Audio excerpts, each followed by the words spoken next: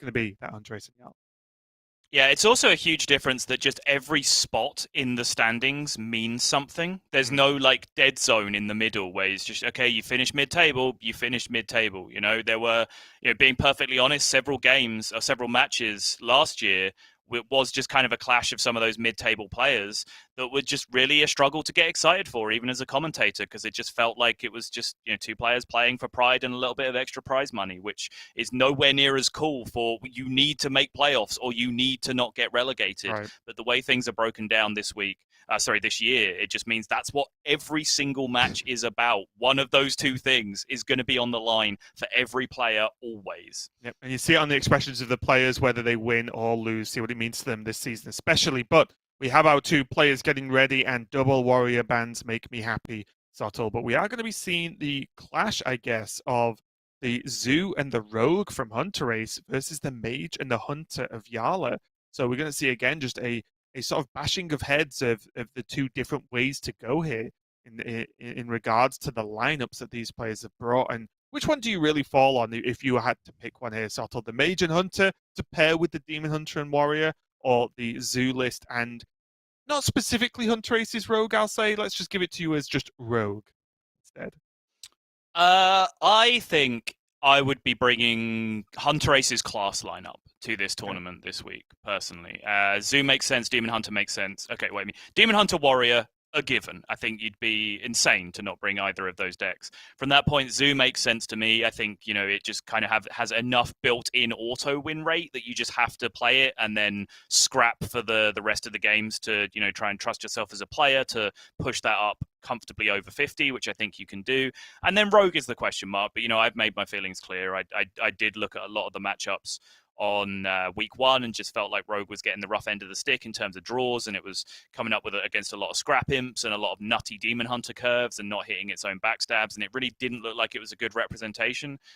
Personally, I've had a lot more success in those matchups myself than was being reflected on stream in week one, and it seems much more in line to what we've been seeing in week two personally. So I would be on the Rogue as well, but again, yes, question mark on whether I would be building my Rogue exactly like Hunterace has done this week. Yeah, it sounds like the players are just getting ready to go into their game. I'm just checking out, if you wonder why I'm staring off screen, I am listening to Subtle, as I always do. But just checking out deck, let's see if anything really sticks out. And honestly, not too much. There's a difference in build for the Hunter from Jarla, which we're going to get into right now as we go into game number one. But for me, I don't really think Face Hunters locks down to a build right now, Subtle. I think there are multiple ways people are choosing to build it, and no one's really decided on what the best deck it actually is for that. So just a quick breakdown, Jarla is running the Stone Tusk Boar package. He's running one Worgen Infiltrator. Secret package is just 2 explosive traps, and then the 1 scrap shot with the Dragon Bane at the top of the list. But so again, just, I don't want to say standard, but one of the expected lists going into this one here. Yeah, and I actually like this, honestly. Worgen Infiltrator, yay. Just hard running Lepinomes in your deck, boo. That seems to be where Jarla is at with his list as well, so I'm kind of on board with that. Yeah, I think it's a pretty well put together list. I like the 1 scrap shot instead of 2 as well. And I like squeezing an Animal Companion into the list as well. It looks like a pretty smartly built deck to me. And on the other side of the board, we have Hunterace on this Demon Hunter, and although overall the fairly standard low curve list, Hunterace is running 2 times mana burn, one of which we see in his opening hand. And honestly, it's a card I think just doesn't quite make it, but I wish it did, because every time I see it played, I think it's good. So now I'm asking myself, why aren't I playing it? It's a weird card, right? So you get played and think, oh, this is pretty sick. You just, like now, right? Jarla has to pass his turn, and this is just pretty good. But then I think, but why is it not in my deck then? Why is it not in the most popular build? We did see it for a while, right, where it was the Questing Adventurer build of Demon Hunter, where generally Mana Burn found its way into that list because it was another cheap card that you could play kind of universally with Questing Adventurer. It was just always good because not only was it a cheap card that buffed Questing, it also locks out your opponent from having mana to remove your Questing on the turn that you play it. But outside of that, yeah, we haven't really seen it being run that often, and it is situational, and it is a terrible top deck if you get into that situation where you are looking to push and you really want your Skull of Gul'dan or some other card draw or just a minion to play to keep up pressure, and then you draw mana burn. That's probably the biggest downside overall of the card. But yeah, as we mentioned, Hunterace likes to tinker, likes to refine, likes to take an existing deck and try and improve upon it, and here he is with mana burns in his Demon Hunter. And I know it's something you're a fan of yourself, but like, maybe it doesn't ring completely true for Hunterace, but are these players confident they can just strictly outplay their opponents, or do they need to inject some spice into their deck to have a different angle, even just some kind of little edge? And you might argue that of all people, Hunterace can just outplay his opponents, even at this level, but why not? If you feel confident enough to try it, why not give it a go? But yeah, why not both? Exactly. Edges are to be found in many places in Hearthstone, Raven, and Hunterace is looking for them all. That's why he is where he is. Jarla has a weird-looking face hunter hand. This could almost just be Highlander Hunter at this point, with the hand he has available. And that's not necessarily a bad thing, because he isn't behind on board. Even just dropping down a Dragonbane. Demon Hunter without a board doesn't really deal 5 damage that well, especially with a Misha to consider. And if Dragonbane sticks, you can start to get to pressing those hero powers. That damage adds up, even if it's just on minions, but it adds up very quick. Hunterace's thought process was pretty clear there if you were following his mouse movements and his expression on camera. Picked up Twin Slice, went, oh, Twin Slice is pretty good this turn. Then went, oh, wait, I have this Glade Bound on the left-hand side of my hand that needs using because it's in the way of my Skull of Gul'dan. If I use up all of these Twin Slices before I get to turn 5, I'm not going to be able to use it on curve. You can hold the second slice, though. You can. Still get away with it.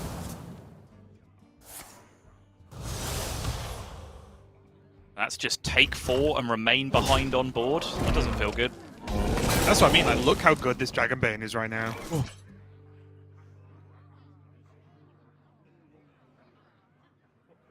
You windmill slam this Dragonbane, right? Yeah, we know Jarla likes to take his time sometimes, but come on. It's a Dragonbane on an empty board against a deck that can't ever conceivably kill it, or it asks a lot for it to be killed. Mm-hmm. And the follow-up's just great as well. There's either Face Stalker kill command, or there's just Eaglehorn Bow hero power. It's like just easy, straightforward turns follow-up that you can lock in now.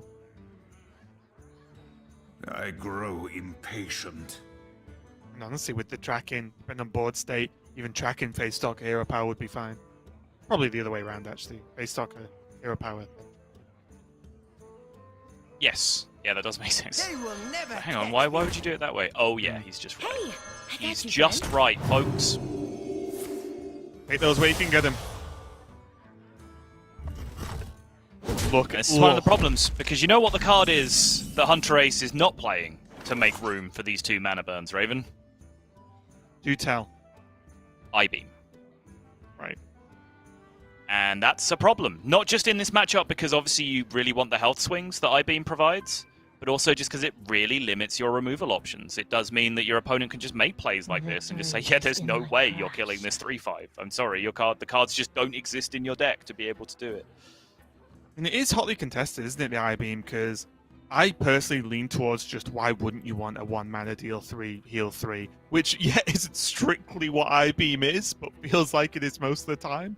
But when you make a Demon Hunter deck and want to include something different, I'll say, you have to make cuts somewhere. And all of the cards are so good, those cuts become very, very difficult. It's like, cutting I-Beam doesn't mean I-Beam is bad. It just means it's the worst good card out of all of them. Right. Vengeance is near.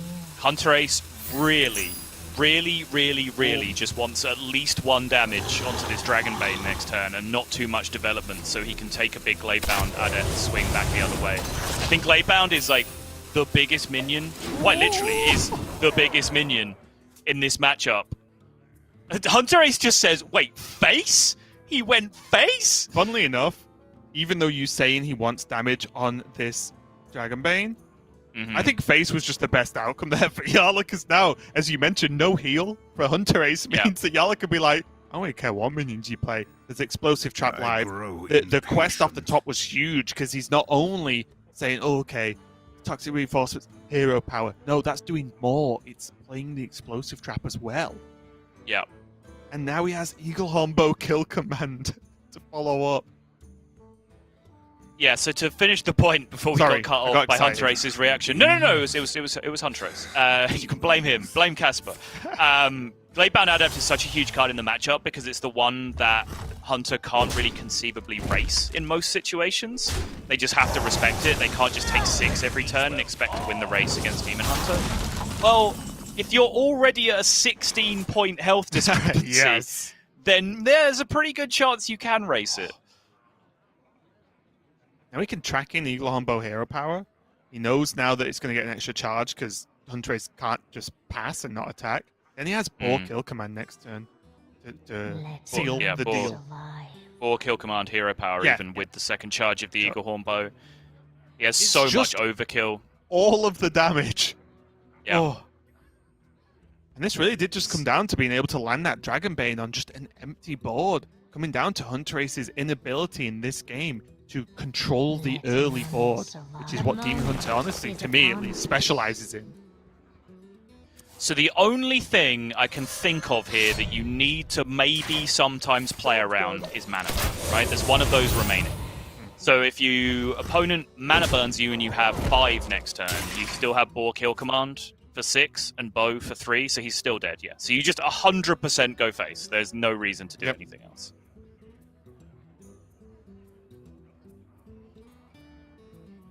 Zero taunt, 0 healing, 0 chance of lethal from Hunterace's side. The game is just over. And again, probably wouldn't. Oh, definitely don't want to say probably wouldn't because of the health difference, but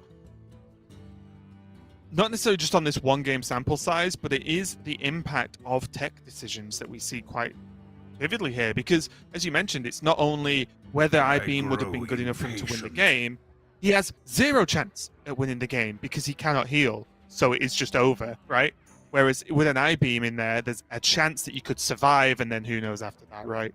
So we're just seeing an impact of, although we talk about, yes, we like mana burn, you pay for that because you have to drop something.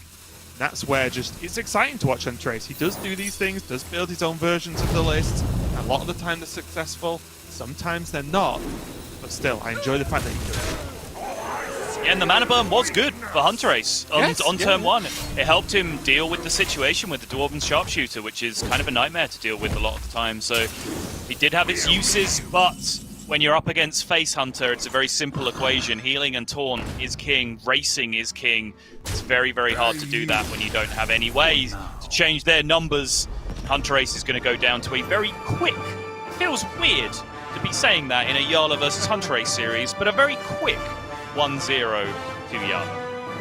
Yeah, that's one of the I'll say, benefits, if you understand what I mean, of this meta is, yes, there are some slow matchups with Priest, Rogue potentially as well, and just a couple of other things, but there are a lot of fast ones as well, because whenever you, say, are forced or feel the need to ban Warrior, but Demon Hunter exists, and now players leaning towards this Face Hunter build as well. Some of the matchups are just naturally going to be very fast, because one way or another, Face Hunter is going to end the game soon. It either just can't get there, or it gets there very, very quickly. So I'm excited to see this meta right now. I think as long as we don't get into too many Priest mirrors in the future, it's still good enough in terms of the variety. So pretty good game overall, but that was just game number 1 here for Jarla and Hunterace. We gotta go to a quick break while we set up game number 2. So don't go anywhere. We'll be right back with some more Hearthstone.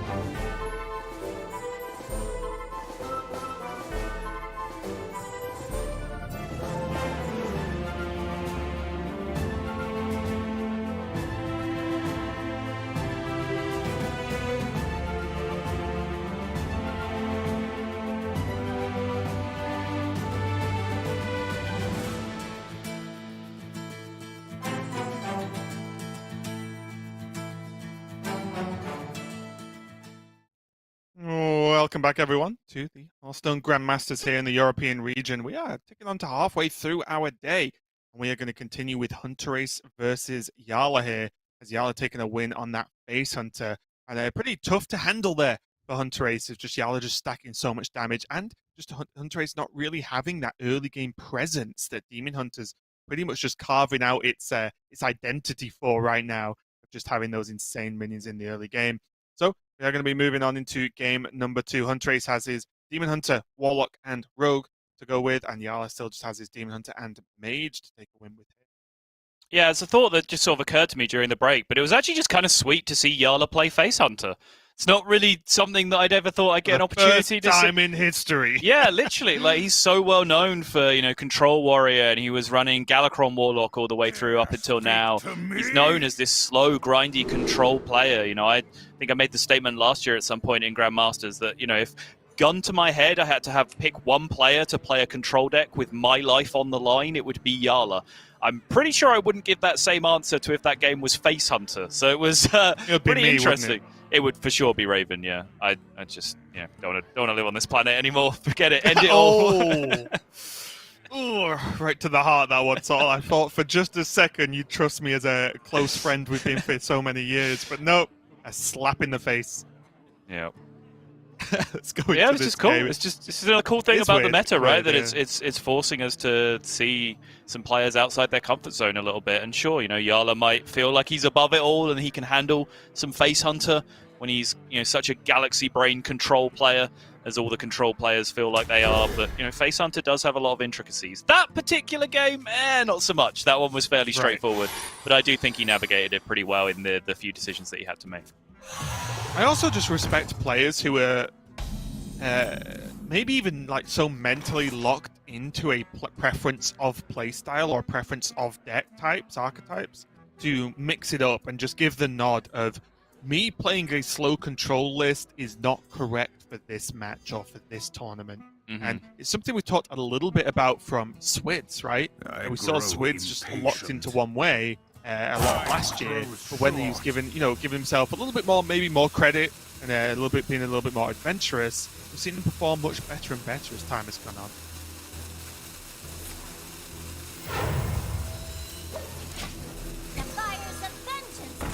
There go. Double blazing battle mage opening here. It looks pretty good, and a shake of the head from Hunterace. He is unimpressed. Yep. Oh, not the worst response. It's not, no. Jarla does have a really smooth follow-up to this, though, with Umberwing into the Satyr Overseer. It's about as good as it gets, honestly. And I do like here the non-trade coming out from Hunterace, because his one-drops are just worth more and are more dangerous than the ones Jarla has. Yep. Completely agree. I'd like to see Umberwing hold here, if I was Jarla. Ooh. The 1 damage does not really seem to achieve anything. I think they're on the same wavelength here. I was just looking at Chaos Strike. There's Umberwing with you gain like extra durability if you just hold on for it for a bit to help with that Satyr Overseer as well. Mm-hmm. And as you said, the 1 damage doesn't do much other than pretty much just making 2 1-1s here. So maybe this is just a time for Chaos Strike. You have to preserve a 2/2 on board. Oh, okay. Expect this. This is why I like when I say Umberwing hold, I'm saying play Umberwing and hold the attack, not holding onto the Umberwing in hand. So yeah, this is the play that looked right to me. Still gets to stretch those attacks out with the Satyr Overseer. The big consideration of the play that turn is what happens if my opponent throws in Shadow Weavers my face, which we can see is exactly what's going to happen. The answer is, well, just about anything Jarla did there was kind of miserable against getting Shadow Weavered in the face. To the point now where he may just have to I-beam it for full cost.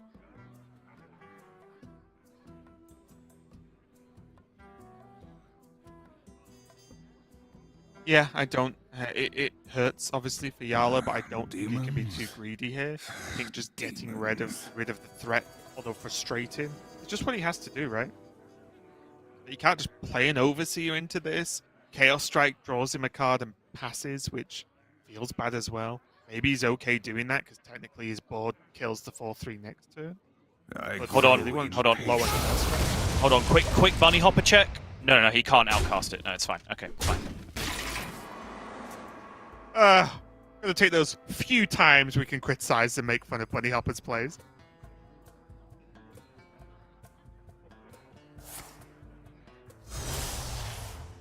Hunterace does have an Umberwing of his own now. He can even up this board. I say even up the board. Obviously, he could swing in. Kill a 1/1. So Yeah. Okay, he caught it. I was about to say, I'm pretty sure you want to attack first and then equip the Umberwing in this situation. Hunterace was about to fall into a trap there, I think, but he caught himself.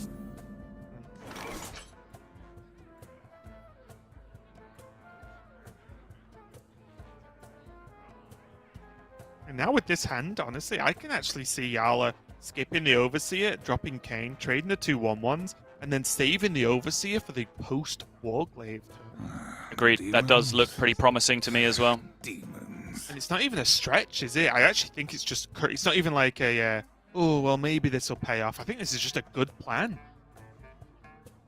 Yeah, I think so too. I think dropping the Satyr Overseer here when your opponent just showed you Umberwing, it's just kind of dead on board anyway, right? Like I don't think you're gaining that much tempo from this. Yeah, I actually really like the swing turn and using the saving for the swing turn later and then using Kane here. Also, you just have a 3/5 on the board. Like, what does Hunterace actually do versus a 3/5? Yeah. We discussed a lot that the ability to kill a 3/5 in the form of Dragonbane last turn was tough. So why could he do it again this game? Yep, completely agree. I do not like this.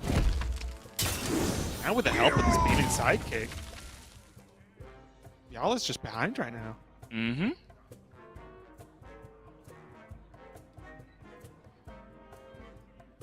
Any huge decision points here as to where to land the sidekick? You naturally, for me, want to put it on the Overseer to make it a bit sturdy, as it is the highest value minion. But with the attention that the Overseer is going to get, does he think that that will die anyway? So then he should put it onto the 2/4 to just make a minion more likely to stick.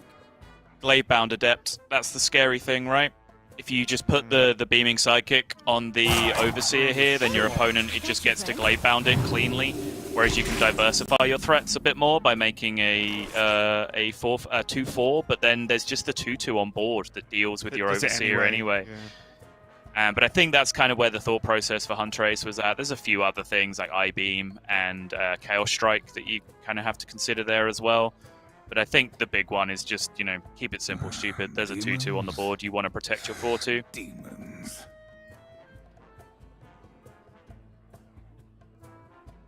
There is just a Warglaive's turn here as well. Just a quick Warglaives and clear this board up. If Jarla so chooses. And that's the weird choice of Warglaives, right? On one hand, other than the Overseer, the minions aren't that threatening. And guess what? Jarla doesn't have his own Overseer anymore to cash in on this Warglaives. So is it worth killing, say, the sidekick and the 2/2? Just the 2/2? Or not at all, and just kill the Overseer and keep charges of Warglaives for juicier target. Right.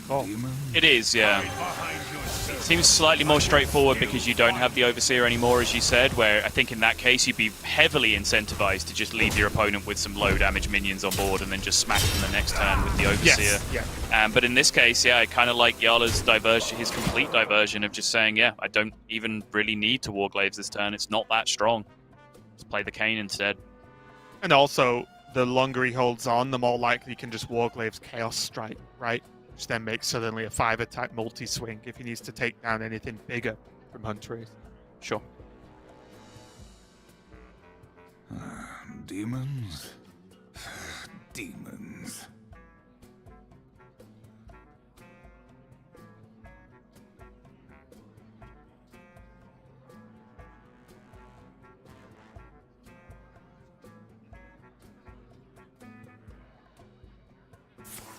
Hunterace looking like he wants to just keep hold of the board here. Gonna go Metamorphosis instead of the Skull.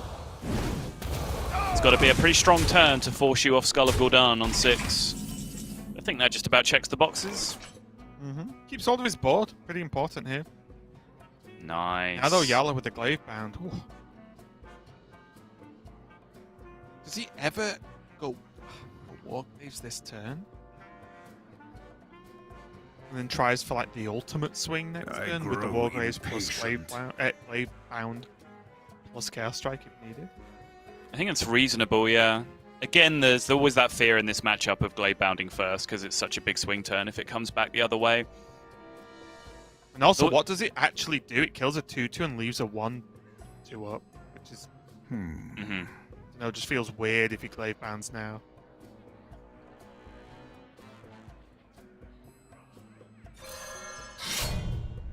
Do you think swing into the 2/2?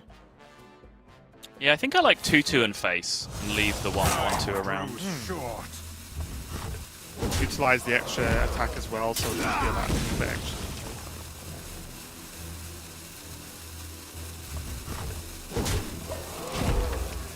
Yep, seems right to me.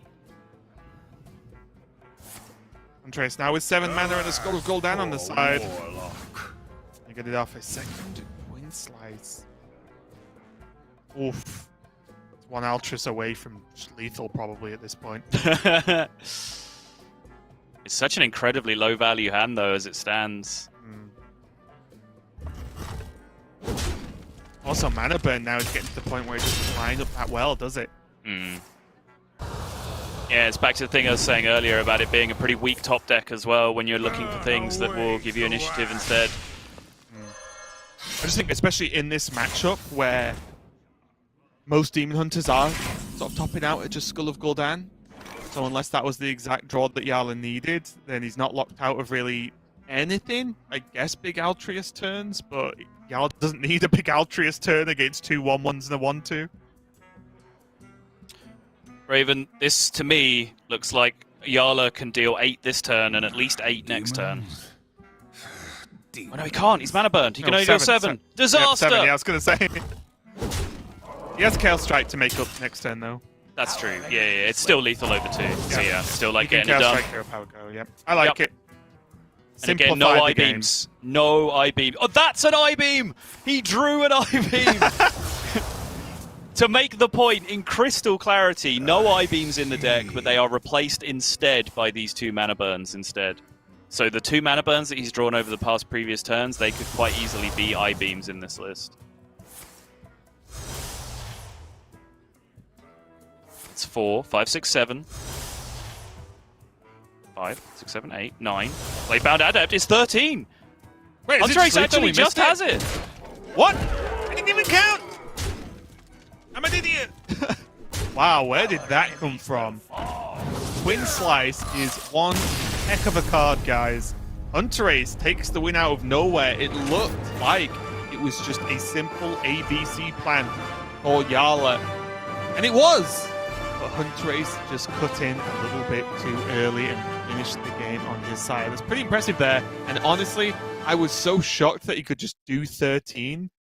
I didn't even count Sol. And I know that makes me kind of bad. I didn't even look at it. I just didn't think it was possible.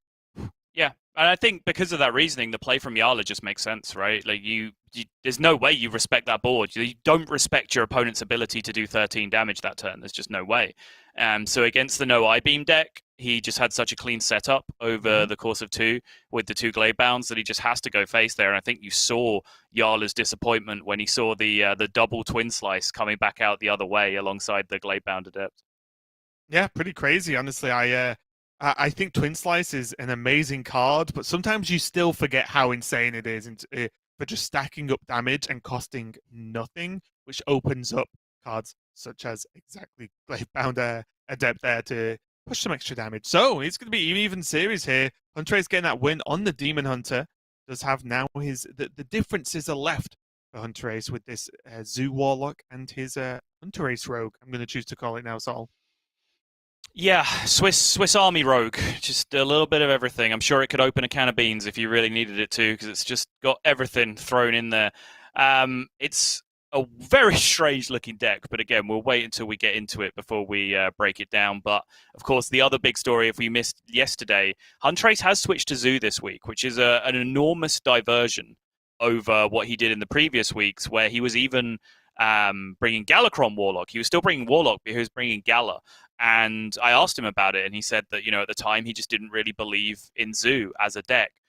which is then doubly weird because I think he ended up banning Zoo in one of his series, which Yep. sort of starts getting very confusing. But he said, honestly, he just, guess he was wrong. Like, he's finally convinced that the Zoo players were right all along.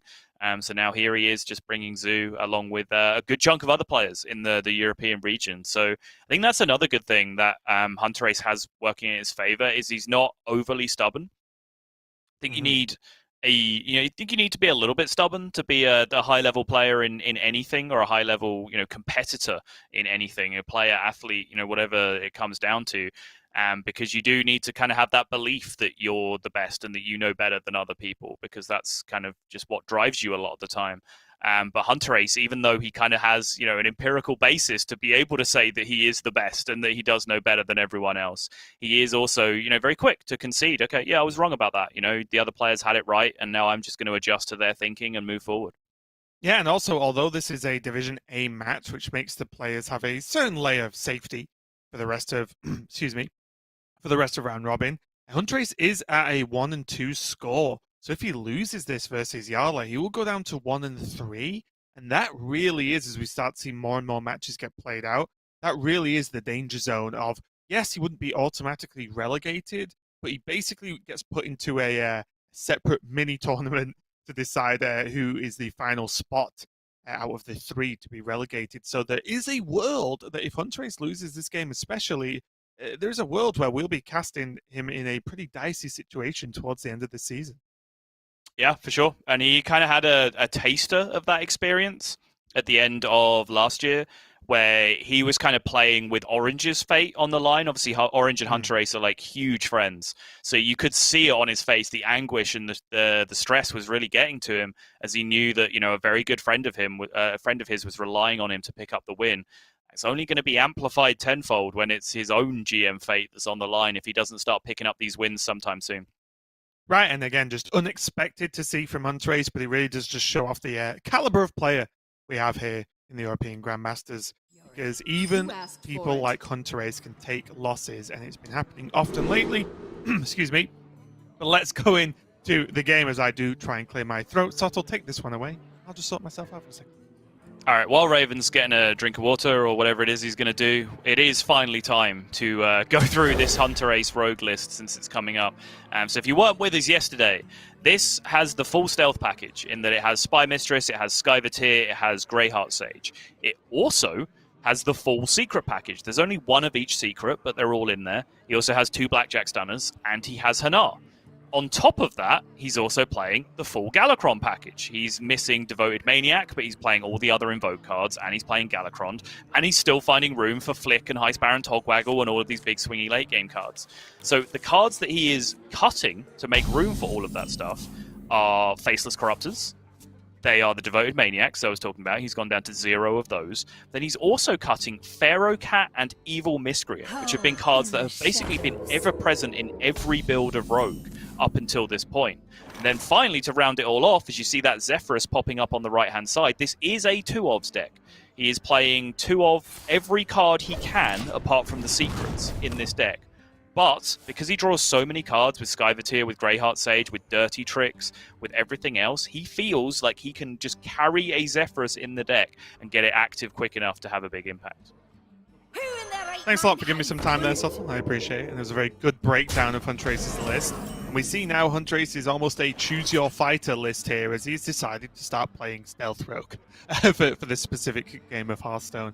He does have the full package in the opening, which is going to look very, very impressive indeed, with not only the card draw from the Greyheart Sage looking good, but also the fact that the card draw will open up a potential bigger Van Cleef in the near future as well.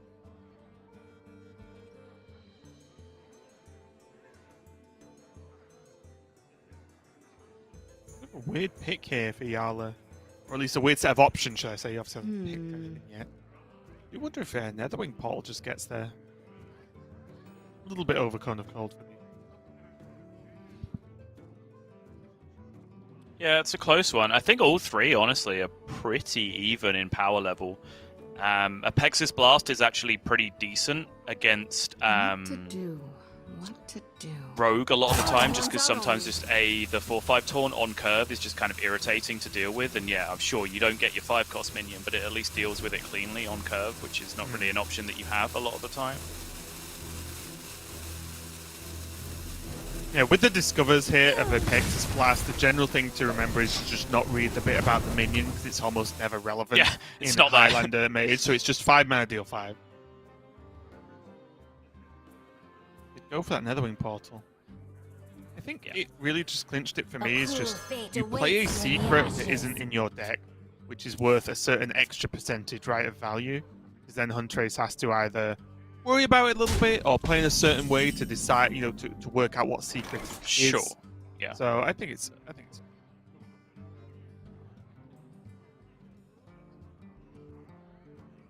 I think really the disappointing thing about that pick for Jarla is that he just didn't really find any big blowout spell, because if you look at his hand, potentially Mana Saber this turn, and then roll straight into an activated Dragoncaster. Just doesn't have the payoff spell to go with it right now. One more turn to draw it, and I do think regardless the Mana Saber is the play here, just to set it up. He doesn't even necessarily have to swing with it next turn if he doesn't want. But you're right, it is the powerful thing you want to do with Reno Mage most of the time. This looks like a big old Edders to me. Yeah.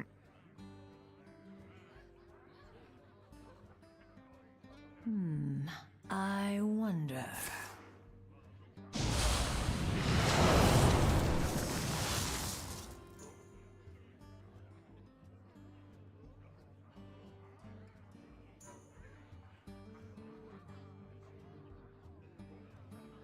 Coin and then the choice of 1-drop is interesting. I was about to say maybe Ethereal Lackey for the like super high roll.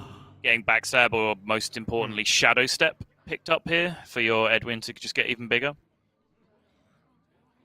Let's get Headcrack, Sap, and Daring Escape offered to him. I think overall the Sap looks the best to me, mainly because Reno Mage wants to play some very expensive minions, and although a lot of them have an effect on the board instantly, tapping them away and just making your opponent pay for them again is pretty powerful.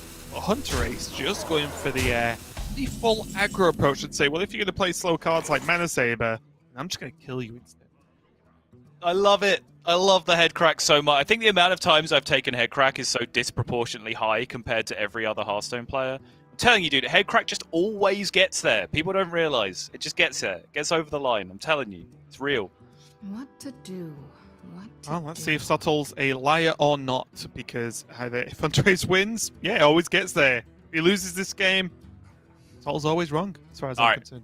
1 game sample size. Let's go. Let's go. You said always, Subtle. You made this 1 game sample size count. That's true, actually, yeah. I wonder. But unfortunately, Arcane Intellect, not really the Dragoncaster payoff that he would have been looking for this turn. You be a little bit less decisive with your statements, please. Never. Give yourself some more openings to get away with things. Ooh, okay. Double Reno draw. Still a little bit too much health. I am surprised that... Oh, I guess he couldn't have, and it wouldn't have been worthwhile. Okay. I did wonder whether he wanted to just go for Dragoncaster into Blizzard that turn and just start to soften the board up. I know not particularly for the Reno, but just to start to help get there, because then there is the Frost Nova for the next turn as well. But they just go a little bit of a different way, giving himself some more options going.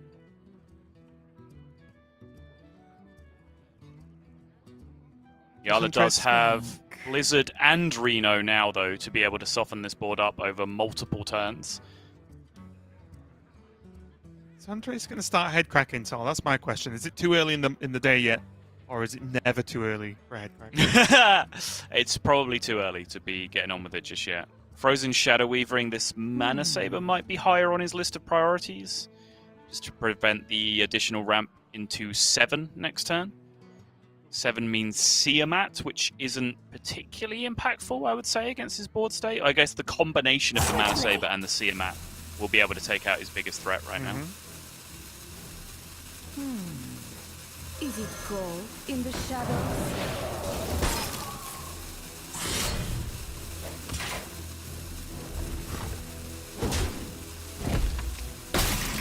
Even just preemptively tanking it, so he can definitely clear it off next turn. and not allow Jarla to get away with any more ramp this game. Yeah, I like It's it. 8, 9, 10, 11, 12, 13, 14, 15 health on board. If Jarla has no great way to deal 5 to even this up to get Reno to clear. So I imagine What it's to going to be a do? Blizzard this turn, because I What to doubt do? Jarla wants to take 8. Yeah, Jarla might feel like he wants to use his Dragoncaster here anyway, even though it's not a huge swing. It's just a 0 mana 4/4 essentially in that spot.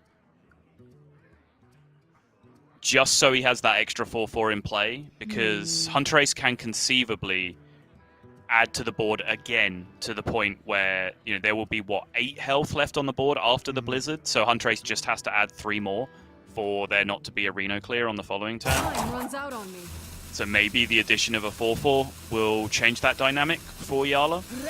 There would be a Reno Ray of Frost turn though next turn, which can help if you're expecting your the one big minion to live. But you are right. I think this is just safe, and honestly, I think we're well past the point here where Jarla's holding off for the better Dragoncaster, because it kind of does get worse as the game goes on. Yeah.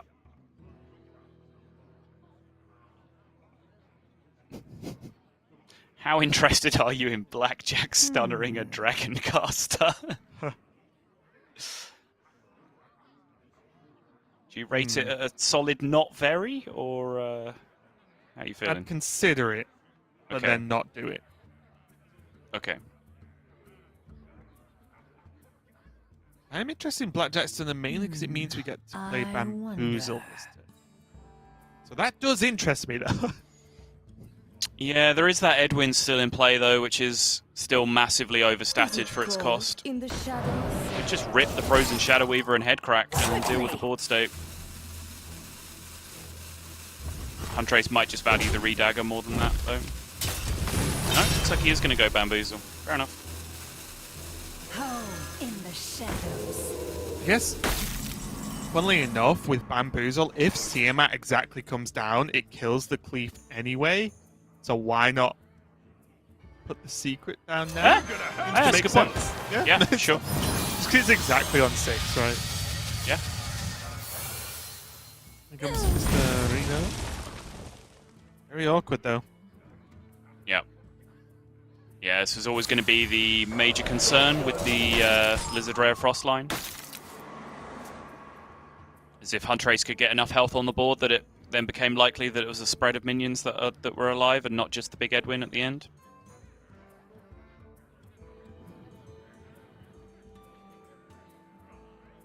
Now though, because the only secret he has been played, his Hanara's a little bit dead right now. Think.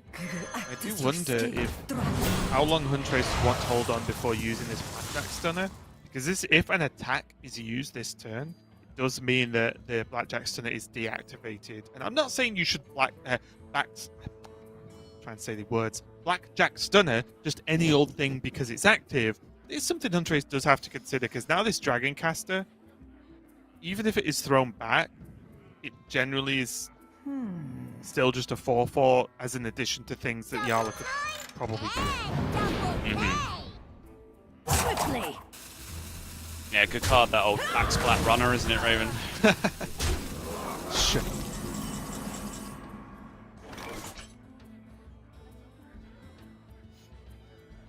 Yeah, sure. Yes. Just everything has 1 health. Why not? This looks like my Suddenly- Battlegrounds trades. Yeah, suddenly Ping is quite a hard choice here, isn't it? Yeah. like, wait a minute. I will say that 1 health is kind of funny because Bamboozle is live. So there's something that has 1 health that probably won't have 1 health afterward.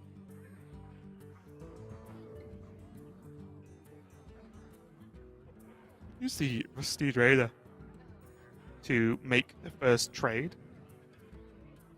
It has a reasonably high damage output and a lot of health, so it probably survives even the worst case scenario. From Okay. Bamboozle. Yeah, you can like ping the 5/1 and then try and run the Rusteed into the Lackey.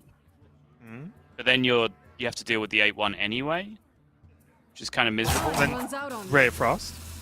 Right, and then you can just sort of allocate a ping to it next turn instead. Yeah, seems good.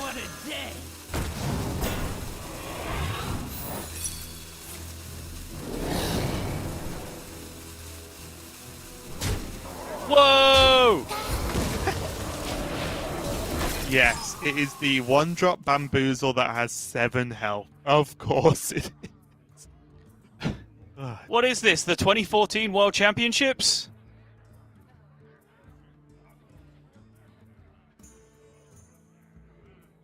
We get a Galakrond check. It's 2 out of 4. So, solid then. Think. Mm-hmm.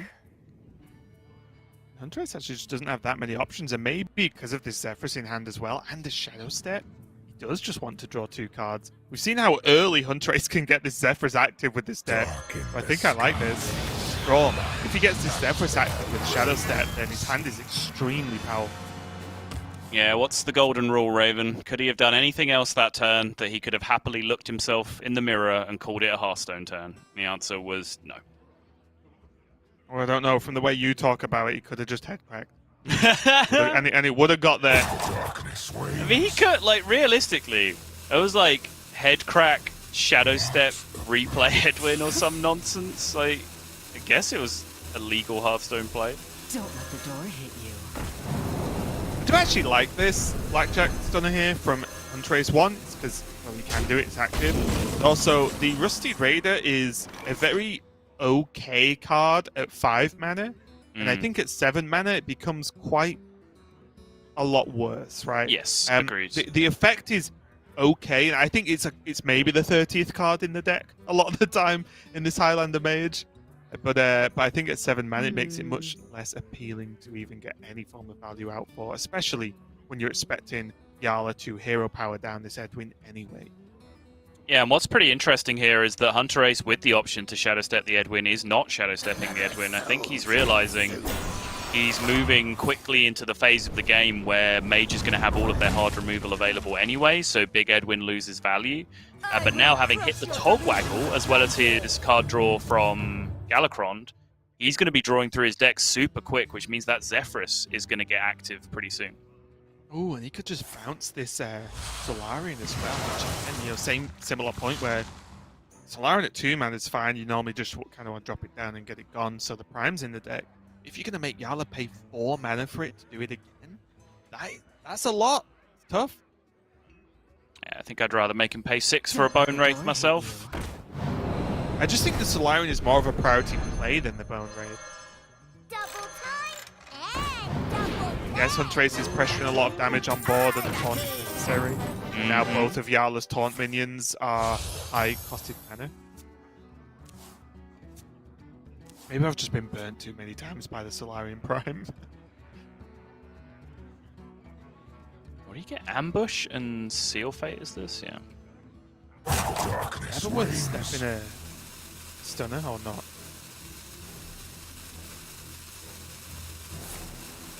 Whoa. Whoa. Okay. Okay. I was seen this curious. for a while. You know, when I was talking about the Zephyrus turn, I was curious just how many of these Shadow Steps were reserved for the Zephyrus. Because Hunterace did particularly say to me that he felt like the Zephyrus was just in there because it felt necessary against some of the slower matchups, which I imagine this one would fall into. Yeah, just choosing to Shadow Step a Togwaggle here.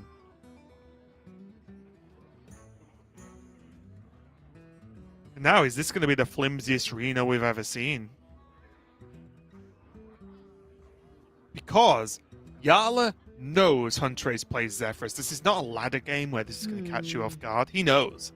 Suddenly, I mean, like, is like Bloodlust lethal here? What's he having about 3, 4, 5 plus 12? Yes. Yeah. Yes, it is. So Jarla has to pay some respect to this very, innocuous looking board, doesn't he? What to do? What to do?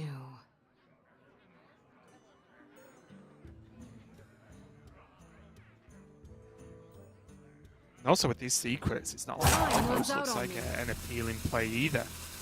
Because he will just have to run into an ambush. I think he's pretty sure it's an ambush now. What to do? What to do? Watch closely as I make everyone There it is. disappear. As Raven was saying, one of the most miserable looking Renos of all time. The reason I was mostly quiet that turn is that I was furiously recapping the cards that have been drawn here, trying to work out how many Hunterace needs to activate that Zephyrus, and I believe it is just a backstab, if I have remembered everything correctly. Oh, he can wand again to draw, and that's going to greatly increase his chances of having this Zephyrus live, and there is still the Shadow Step. Yeah, there's the backstab, there is the active Zephyrus, and there is 0 mana Kronks again for the second game in a row with this rogue here for Hunterace, carrying over from yesterday. This is infinity damage now, with a board, with Kronks, with Shadow Step, and with Zephyrus. And now Never Surrender as well, just to help out. You know how much I love this secret, but in all seriousness, making this board stickier just makes Kronks and Zephyrus so much better as well. Yeah. Darkness wanes. Oh! Oh, Reno. You do keep things spicy. Oh! It's vomited in my mouth a little bit.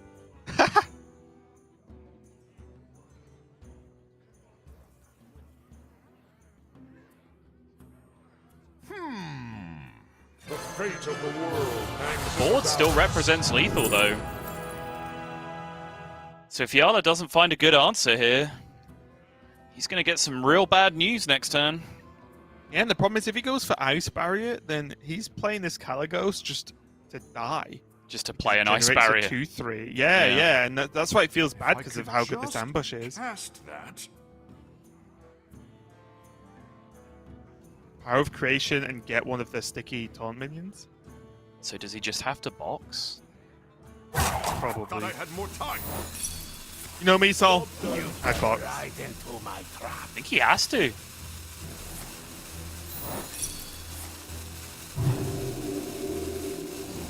Yeah, Hunter is Hunter is like, just come on, yeah, get come on on, with come on. it. Get on with It's it. a late box though, because Jarla won't have much time, if any, to react. Woo.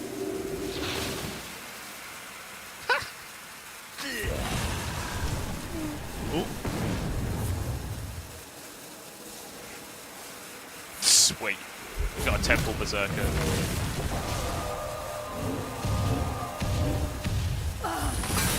Okay. That just didn't enrage the Temple Berserker? Come on! Pretty solid box.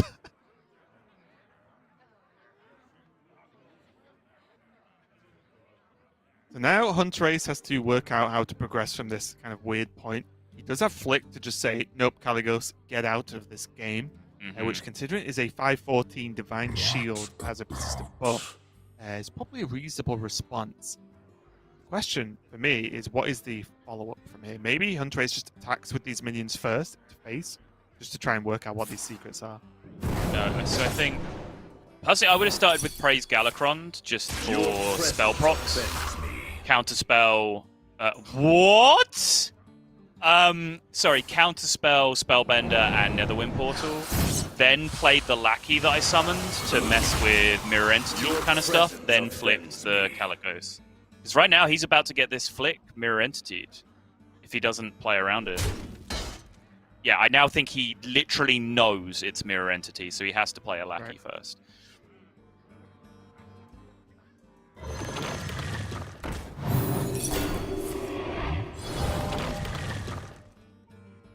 Still a fairly good response to a pretty positive box here from Jarla. Hunterace deconstructs it quite well. It's Just a unfortunate for him. freaking Ancestral Guardian though, Raven. That's so annoying. Of too late. His return is nigh. Is he just buffing now? Just buffing now? Okay. Post box. He's seen what Nova, he's seen Blizzard, he's seen Box. There aren't that many other things that can happen apart from really weird stuff from Reno, right? And all Raven, that. is there a card perhaps you were forgetting? No, I said he should have bounced this. But yes, this is the maybe the be-all and end-all for this game, honestly, one way or another. Yeah. I can't wait to see Hunterace's face if Jarla chooses to play it. I have become one with the void. Yep, there we go. doesn't automatically always do great things, though. It's just, it does a good chunk of the time. Nothing. That's nothing. Okay. Yeah, of course. Yeah, tell me more. Go on.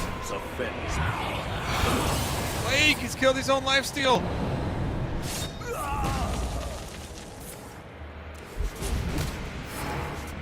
Temple Berserker. Nice.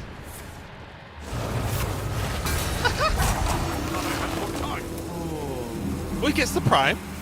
That's not bad because he's low on cards. Sure. Yeah. Yep. No, he Never can mind. magic the prime. Never mind. Now it's a sheep as well. The story of the Murlocs and the sheep, that old fable. And after all that, he's just still dead.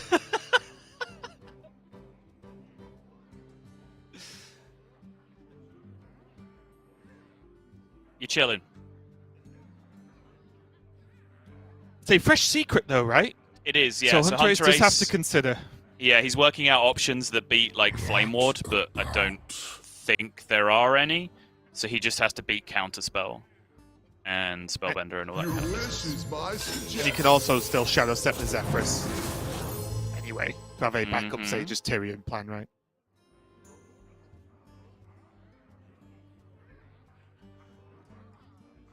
Well, what if he takes in a... Oh, I guess it doesn't matter, right? 5, 7. Okay. So I think the way that Hunterace broke that down, he could have, because... So this is weird, right? Because it's very rare that the first Zephyrus you play will offer you the lethal out when you need a 2-card combo from Zephyrus. The only reason it did there is because it doesn't know what the secret was, so it will just give you the lethal out anyway. But actually, I think Hunterace was creating a way where he would have had lethal through a Flame Ward on the other side with a combination of 2 different Zephyrus cards, with potentially like buffing up that 1/4/4 into having huge attack with Savage Roar and Praise Galakron and then Wind Fury, for example, to be able to push through at the end, because then you can attack with something else into the Flame Ward and then double attack with the 4/4 afterwards to be able to have lethal. So yeah, I think Hunterace, even with the game 1, was finding his out against Flame Ward exactly, which is super smart for him to do. But as soon as he tried to cast the Praise Galakron, which would have beaten the Flame Ward, he got the news it was Counterspell. That made his life much, much easier indeed. Exactly, yeah. And it's why the Inner Demon, although we know would have done the job, because he could have picked Inner Demon and then Shadow Stepped to proc the Counterspell and then swung, and then that's lethal. It obviously wouldn't have worked through Flame Ward. So again, though it looked simple and like already done, as you mentioned, Hunterace still had to do his due diligence to get the job done in the end there. And he's going to go up 2-1 versus Jarla. And he only has this Zoo Warlock left. And I don't know, based on what we've been seeing lately, this Zoolock can get the job done. Although we have also seen the instances where it suffers and it doesn't get hold of the key combo cards in the early game. And then it does seem to struggle a little bit based on build, I'll say, just as a small caveat there. Can I just start a petition that we do get Puzzle Box of Yogg-Saron removed from the Solarium Prime pool, though? Can we all agree that that's stupid? It's probably reasonable. That in particular, like, you can have your Puzzle Box. That can stay in the game, sure. But from Solarium Prime, feel like we're pushing it a little bit. Just a little bit, but let's push into this game instead. Hunterace on the Zoo, and Jarla again on this Mage. And I'll just give you the quick breakdown for the Zoo list from Hunterace. He is not running the charge package in any way apart from one Mr. Wolfrider. Just one Wolfrider. I love it. So good.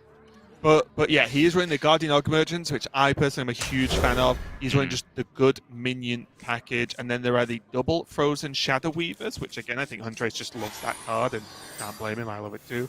And then there is the Zephyrus as well in his list. We can see that. Unfortunately, though, Hunterace was not allowed to switch to the APAC server for his Zoo game, so therefore he did not draw Scrap Imp in his opening hand. Unlucky. And also as well, I don't know if you agree, but I feel like in this matchup, the lack of charge pressure is going to be a hindrance in this specific matchup with the Mage. Agreed. Yes, very much agreed. I think Mage, in general, doesn't really deal with the big board if the buffs do come down, but they can just freeze them and stall them and then potentially make it all the way up to Amazing Reno to be able to finally remove it all. The one thing that you have to potentially play around that is just a couple of charge minions alongside some Soulfires and just ending the game from hand. Is it cold in the shadows? It's one thing I do like watching a little bit with this zoo list is when you don't have the opening, I feel like players, and I'm not saying this is wrong, but almost just spam live tap. Because they're just like, oh, I'm not going to open it, tap. Just everything you can do just to get hold of those key cards that just scrap it. Although for Hunterace, he does have the Frozen Shadow Weaver, which is, again, not a common play in Zoo, but a solid minion to just drop out on an empty board to put some pressure on.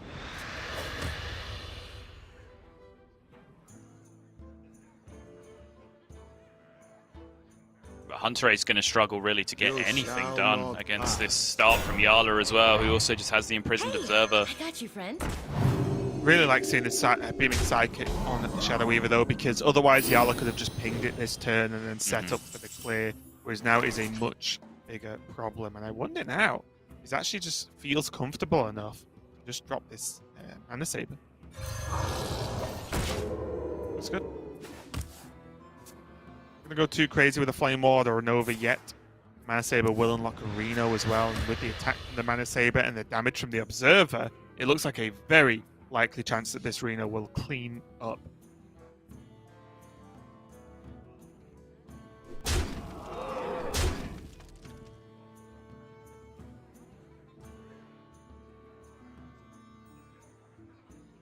Hunterace currently looking less than pleased with his decision to become a Zoomer this week.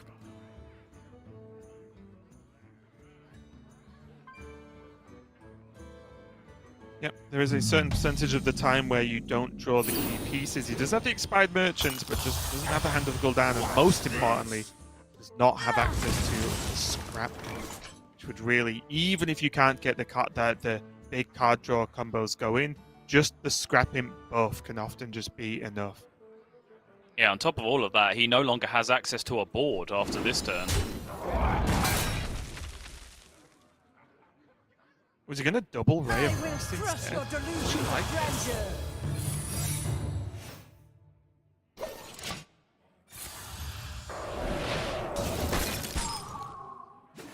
Just gonna freeze instead. I think a part of me liked just clearing the damage off with the Ray of Frost. I Sure. don't think there's often any big single target minions you need to freeze against Zoo. I think the setup for a Reno into Hunterace's next turn would have been backbreaking. And I think just killing off the 4-3 would have been just as good. Well, I'm literally about to say the opposite. I think this is the setup for the Reno next turn. Like you expect Hunterace to be able to develop 7 extra health alongside this with unbuffed Carpet. minions in his hand. I guess. I always just worry about the health pool of Carpet. Just really messes with Reno a lot of the time. Kapow! Get Reno. Yep. Yeah, to me that just looked like a clean setup, and why he did choose to go for the freeze, because he just knows that 3 health is just not super relevant, and now he just gets to Reno and ship face. Game over. Sure. You win this time. That is going to be the concede. Jarla takes it. Pretty one-sided game there. Not only did Hunterace not have access to the Scrap Imp early on, but Jarla just had the goods, I guess. Just had the Imprisoned Observer, had the Mana Saber to be played fairly freely without much punish at all there, and then it just had the Reno to follow up with. So very, very nice overall for Jarla. And again, the big questions are going to be asked, and I can't wait to find out next week to see if players stick to Zoo post-Scrap Imp nerf, because then you have an extra layer of Scrap Imp increases the win rate by so much when you draw it early, of course, but then there's the older games where you don't draw it early, which happens a percentage of the time, and then when you do have it, it's just not quite as good. So is that just that slight difference enough to make the deck bad enough to not bring? I don't really know, but I know we're going to find out next week. That is certainly my fear, because I personally believe like Zoo is not good enough to be played like without Scrap Imp, for example. Like you could build the deck differently and say, okay, this isn't a Scrap Imp deck anymore. I'm just going to build Zoo. We've had a Zoo in basically every metagame in history. I'm just going to build the Zoo deck that doesn't play Scrap Imp.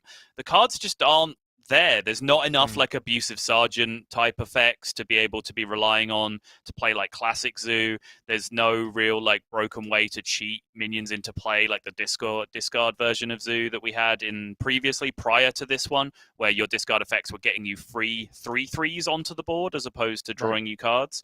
Like I just don't see an option apart from this scrap imp method of playing it. So if the scrap imp suddenly isn't good enough either, then yeah, I do worry for the deck moving forward. Yeah, my big problem is, okay, can normal Zoo cut it? Or should I just play Demon Hunter instead, right? Right. Because Demon Hunter gets set. It's not quite the same playstyle, but it's close, and it's very strong.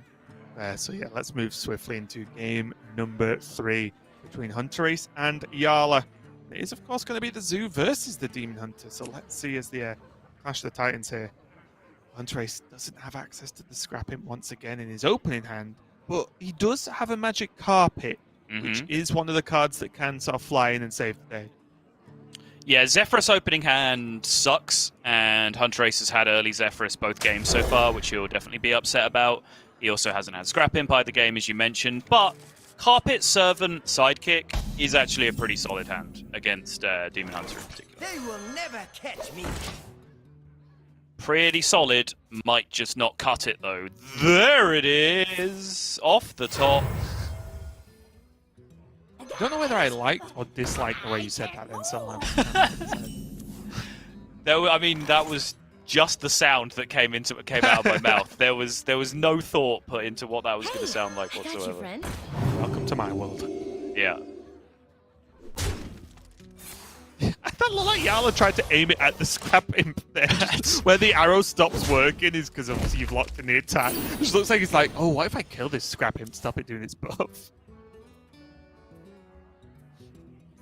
It's interesting, right? Because we've a lot of times I mean, they haven't done this as much recently, but a lot of times the design cadence seemed to be that like they'd print like a pretty widespread effect in one set, and then there'd be like proposed counters to that mechanic in the next set that came afterwards. You see like, you know, counter cards being printed after the fact. Do you reckon we'd ever see something that does interact with Dormant if Dormant minions ever became a problem? It would annoy me because it's something that annoys me about a lot of shows, like especially like anime or whatever, is here is the ultimate attack you cannot beat. They do it, win the day, next series. The ultimate attack doesn't work against this guy. And it's just, oh, come on. Stop. It's like, why do you need 50 different versions of yourself? Each one is the ultimate version until next season when we need a bigger, badder boss. So yeah, I hope there isn't a response to Dormant, and that's just the way it is. Someone draw the line. Raven just putting the entire like shonen concept of power scaling on blast right now. Just like, no, it's dumb. The worst part is, I still watch it. Yeah, you do. It just annoys me. Demons. Demons. Hunterace does have that carpet down though, and this is the biggie, right? He did draw the Scrap Imp, of course, but the carpet for me is almost as key as it is able to, especially in this matchup, fight back on board, even if you are losing, which Demon Hunter often is winning the board when you're against it.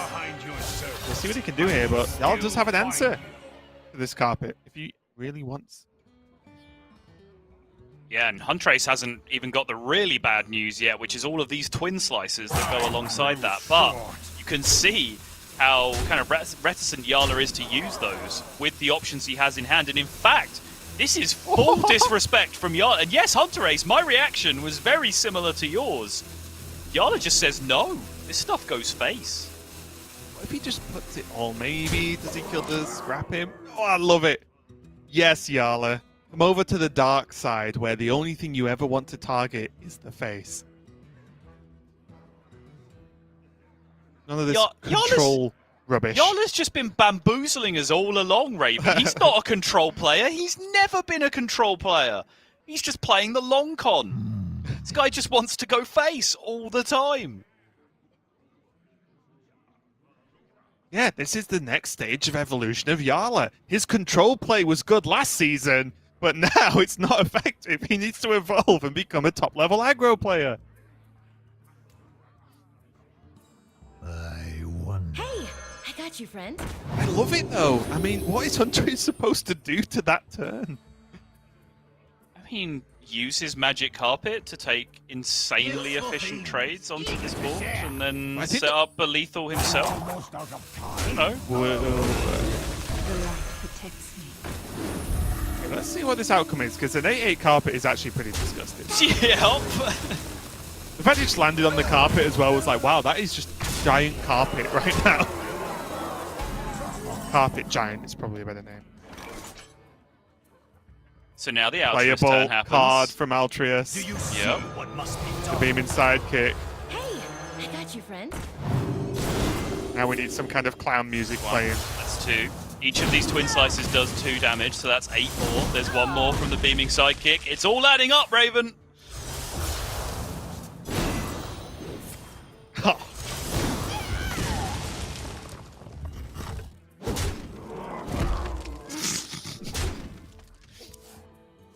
And now, unless Hunterace can kill him from 19, there is Metamorphosis hero power the turn after. Yep. And this is, I was getting to the point before the Ultra turn was played, but even with the push from Hunterace, I think Jarla just has the damage because of this turn into Metamorphosis. Yeah. And obviously, there's nothing Hunterace can do to stop Metamorphosis happening, right? Right. There's no way you can stop the damage, you can't block it, you can't make the card unplayable. It always happens, which means he always has the this kind of damage output, and I don't think Hunterace can in the set this up to deal any damage here, and we might have just seen the end of this game, the end of the series. Another victory for Jarla. This is brutal for Hunterace as well, because he'll feel like with that Frozen Shadow Weaver, he might have one of the outs covered. The other potential out was just Gladebound from hand, right? That would be another reason why Jarla played like this, but it's not. It's the Metamorphosis, and you see the reaction from Hunterace. Cannot believe that was a losable game from the position that he was in, but a fantastic spot from that man right there. I did not see it. I did not count the Altruist damage plus the damage on board. Jarla, the player I was saying maybe I wouldn't bet my life on him representing me playing aggro. Well, maybe I should, Raven. Maybe he's just the best at everything. Maybe he's just the nuts. Yeah, and honestly, as you can see on the scores, that puts Jarla at a 3-1 scoring round robin, which is very impressive indeed. This is also Division A, so Jarla also did well in the Swiss, but Hunterace now going to go down to a 1-3 scoring round robin, securing that bottom place spot, I think, so far in Division A, so it's not looking too great for him. Let's check out the schedule for the day, see where we are on this journey of Hearthstone we are taking on here.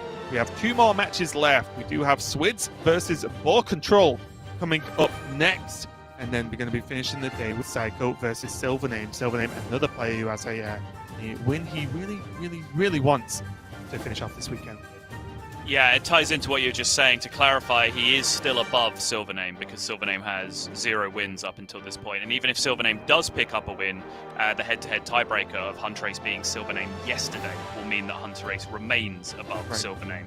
But those 2 bottom spots are pretty much the same thing. You don't want to be worrying about whether you're 7th or 8th. You want to be 6th, 5th, but there and above, getting yourself into those playoff spots. You do not want to be the Division A player that finds yourself crashing into that relegation bracket, and suddenly the possibility that Hunterace is actually one of our relegated players from GM this season is actually starting to come a little bit closer. Yeah, and that's it. And although we spoke a lot about, Division B is really the danger zone, Division A much safer, well, the chance still exists, right? Because 2 people in Division A have to finish 7th and 8th. That's just how it works. So then they will be fighting to stave off relegation.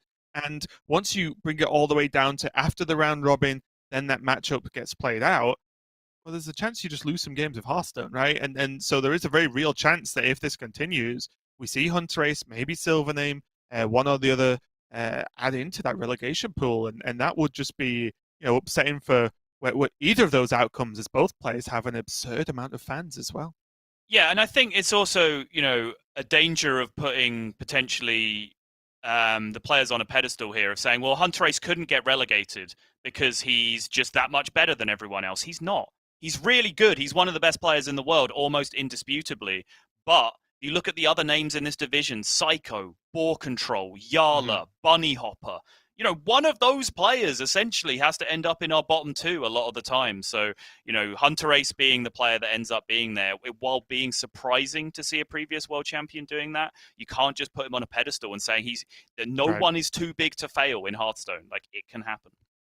We've seen it happen before, and we might see it again. But we still have 2 more matches, as you saw, left for the day. You got baited. You got baited at the bottom there. Yeah. I had to just double check. I was like, are we allowed a break? Yeah. So we do have 2 more matches left for the day. Matches 4 and 5, of course, for the rest of the day. For us, we are going to go to a break, and there'll be matches 4 and 5 coming right up. Don't go anywhere. We'll be back with some more Hearthstone.